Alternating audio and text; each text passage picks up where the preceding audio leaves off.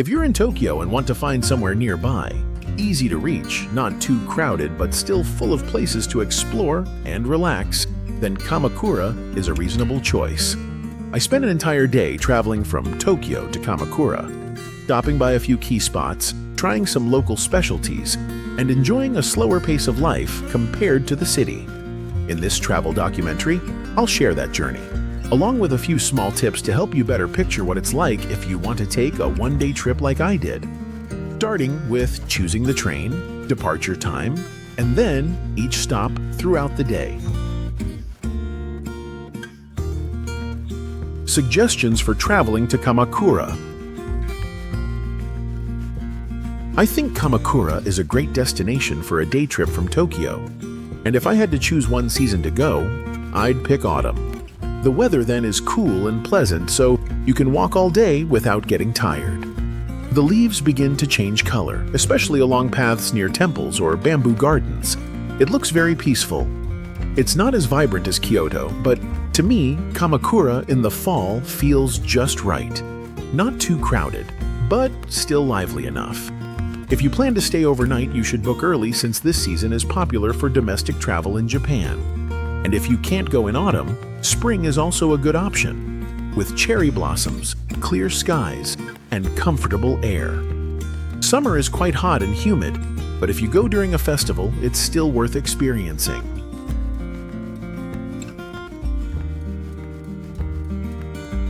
The easiest way to get around Kamakura is by using an IC card, like a Suica or Pasmo. It's simple to use. Just load money and tap the card when entering and leaving stations, so you don't need to buy single tickets for every ride. I found it very convenient, especially when combining several places in one day like Kamakura, Enoshima, or heading back to Tokyo. If you're planning to visit Yokohama or other cities around the Kanto area, you might want to check out route-specific passes, because sometimes it's cheaper to buy a combined one. I spent the whole day using Inoden and JR lines with just one small pass. No need to think too much. So if you've managed to find time and pick the right season and have your travel card ready, now I'll share a detailed one-day travel guide for Kamakura, a seaside city not far from Tokyo, but with a completely different atmosphere. A one-day Kamakura adventure near Tokyo. Hello everyone! Today I'm sharing a one-day trip from Tokyo to Kamakura, a coastal city in Kanagawa Prefecture. From Tokyo, it takes only about an hour by train to get there. This trip is perfect for those who don't have much time but still want to get out of the city for some fresh air and explore spots tied to Japanese history and culture. I departed from Shinjuku Station around 8 a.m., taking the JR Shonan Shinjuku line to Kamakura Station. The train was punctual, with comfortable seats. Along the way, you'll notice the scenery gradually shifts from cityscape to suburbs with greenery and low-rise houses. After arriving, I started my day with breakfast at a popular cafe near Hase Station, where you can enjoy your meal while watching trains pass by. The place has a simple design, but its great location and unique dishes make it appealing. I ordered a bowl of whipped egg rice. The egg was fluffy and smooth, layered over white rice, and topped with light soy sauce, served with a bit of pickled vegetables. It was easy to eat and light on the stomach, just right for breakfast. After eating, I walked to the nearby beach, Uegahama Beach. The weather was clear and cool that day, so Mount Fuji was clearly visible in the distance. The scenery was simple, a long sandy beach, a few people strolling, and children playing near the water's edge. I took a short break, snapped some photos, and enjoyed the sea breeze.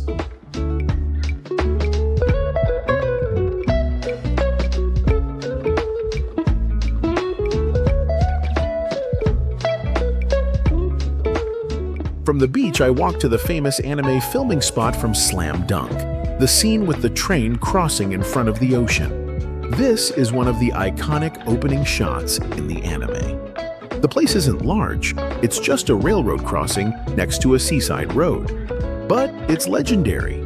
Many people, both tourists and locals, come here to wait and capture the moment when the train passes through, just like in the show.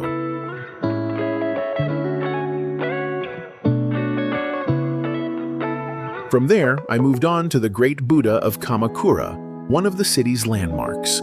The statue stands about 11 meters tall and is the second largest seated Buddha in Japan. It's made of bronze and sits outdoors at Kotoku-in Temple. To enter, you buy a ticket at the gate, which costs 300 yen, about 2 USD. You can also go inside the statue to see its internal structure with an extra ticket for 50 yen, about 0.34 USD. Around noon, the sun came out, but the trees nearby kept the area nicely shaded and cool.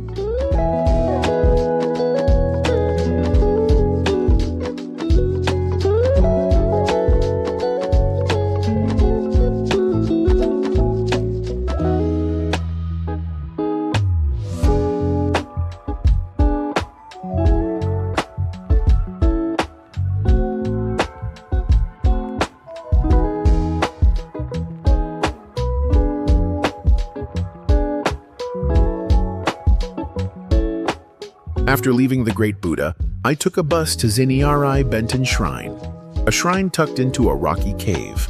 This is where locals come to wash money, believing that money cleansed with the spring water here will multiply and bring good fortune. The path to the shrine is narrow, passing through a short tunnel. Inside the courtyard, there are baskets and spring water flowing through. I exchanged some coins and gently washed a few in the water, then dried them off.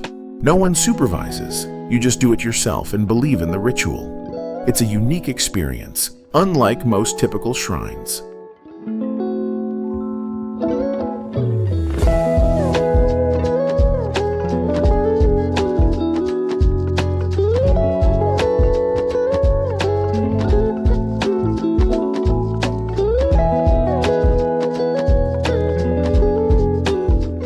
Next, I returned to central Kamakura to explore the main shopping street, Komachi-dori. This street stretches from near Kamakura Station to Tsurugaoka Hachimangu Shrine.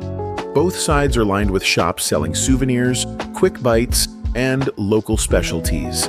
I stopped by a few stalls to try shirasu fish crackers, tiny fried fish on rice crackers, premium matcha ice cream, and dorayaki with Buddha faces printed on them. Each item costs around $1.5 to $3, so you can sample several without spending much. The food here is usually sold in small portions, perfect for snacking as you walk and trying different flavors. Just strolling down the street and sampling a bit of everything, you're bound to find a few favorites. Komachi-dori is always bustling, especially around noon and afternoon, but the street is wide enough to move around comfortably. I visited a small shop selling mochi and packaged matcha candies with ready-made gift sets priced around 500–800 yen, about $3–5, perfect to bring home. A few doors down was a store specializing in Kamakura printed hand towels, thin, light fabric you can use for wrapping or wiping hands. These items are affordable and packable, so if you're looking to buy souvenirs, this is definitely a place to stop.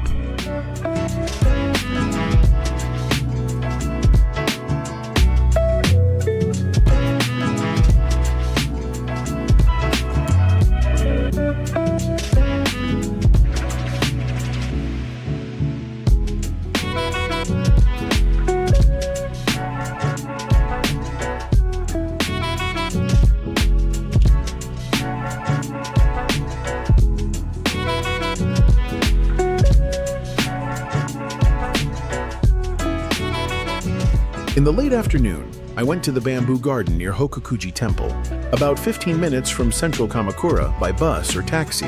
This area has around 2,000 bamboo trees growing densely into narrow paths, paved with clean stone and easy to walk on.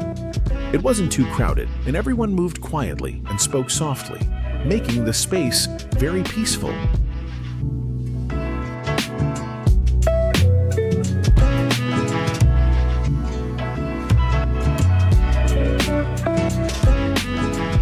Inside the garden, there's a small tea house offering traditional tea service.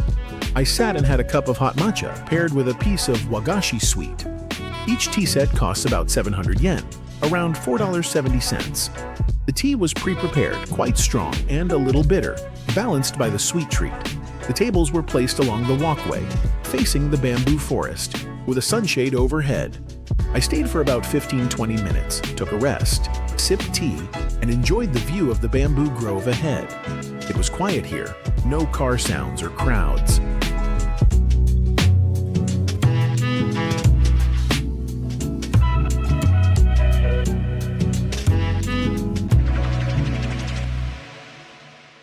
Kamakura is the ideal place for those who enjoy gentle exploration and learning about Japanese culture. This small city isn't noisy, but there's so much to experience, from ancient temples and tree-lined paths to peaceful beaches. Walking, eating, sightseeing, and soaking in the slow pace here is a truly rewarding experience.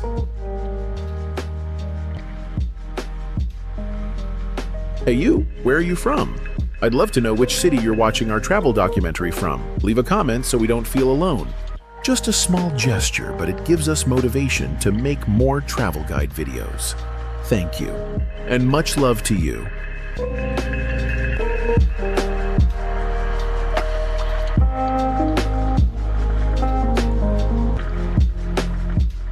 A day trip to Kamakura doesn't cost much. With just about $60–80, you can enjoy transportation, meals, and visits to the main attractions. From round-trip train tickets, simple Japanese meals to a few cups of coffee or entrance fees for temples, it's all manageable. If you're looking for a peaceful, easy-to-reach spot without worrying about expenses, Kamakura is a very reasonable choice. After wrapping up this journey, we headed back to Tokyo and decided to take one more short day trip to a lesser-known spot, still within the city, but not crowded.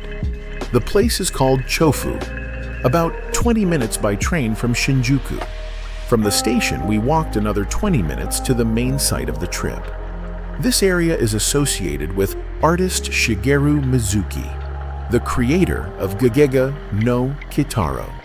As you walk along the street, you'll find characters from the series featured everywhere, from murals and nameplates to small statues by the sidewalk.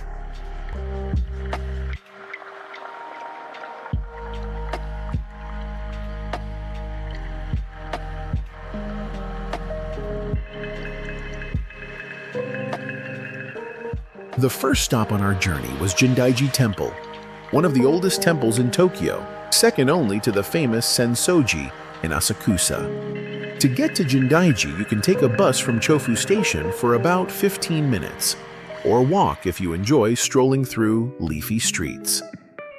Jindaiji is surrounded by greenery. I visited in early summer, so there weren't red leaves, but the weather was mild and comfortable for walking. The temple grounds are spacious with tiled roofs and wooden pillars, and the area is quite serene. In front of the gate, there are small shops selling snacks and souvenirs. The atmosphere here is calm, not crowded like other touristy spots, so it's a very pleasant visit.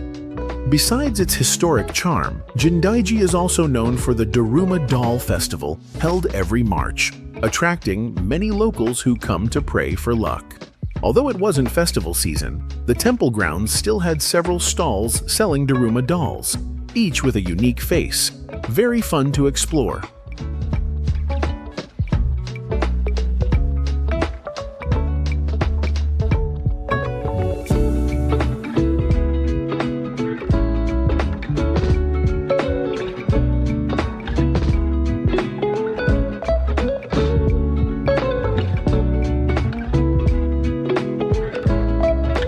After visiting the temple, I stopped by a soba noodle street nearby.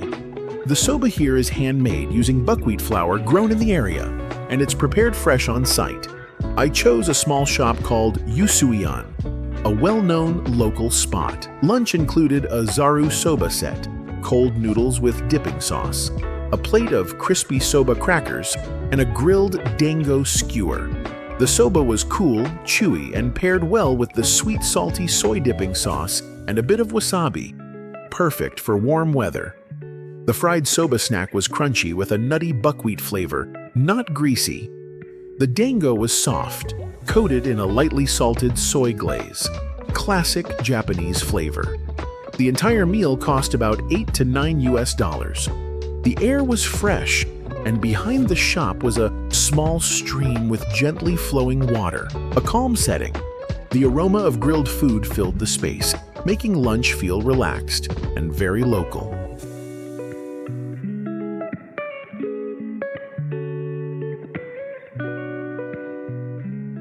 Continuing the journey, I went to a special spot that few tourists know about, Jindaiji Pottery Village, just a short walk from the temple. This is a craft studio open for visitors to try hand-making pottery. I signed up for a short 90-minute session where I could mold, decorate, and choose the glaze for my own creation. After learning how to knead the clay, I began shaping a small bowl for matcha. At first I was clumsy, but once my hands got used to the clay, it became more fun. After shaping, I added simple designs and left it to be fired. The staff will help fire the piece and send it to your chosen address, hotel, or even overseas depending on your needs. This experience was both artistic and culturally immersive. A great thing to try if you have the time.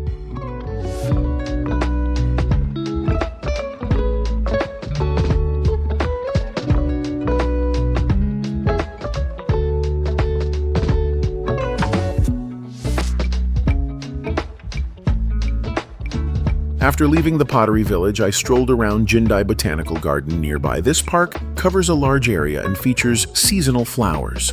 One highlight is the rose garden, designed like a classic European garden.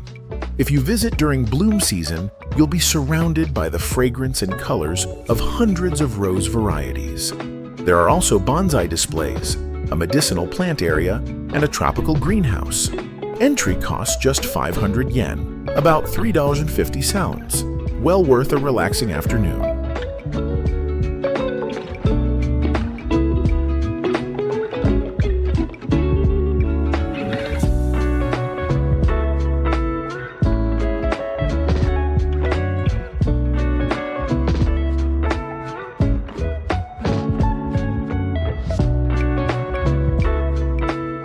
Before wrapping up the trip, I returned to the temple area for a light snack.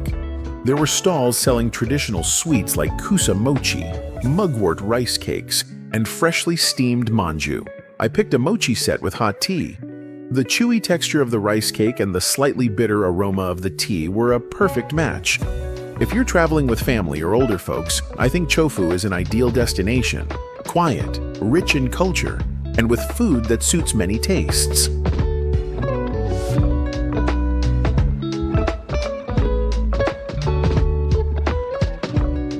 After a day of travel in Chofu, I returned to Tokyo to prepare for my next journey to other regions. Even though it's less than 30 minutes from central Tokyo, this place feels like a whole different world, peaceful, rustic, and steeped in tradition. If you've always thought of Tokyo as just skyscrapers and crowds, Chofu will change your mind. It preserves the old charm of Japan, quiet but full of character.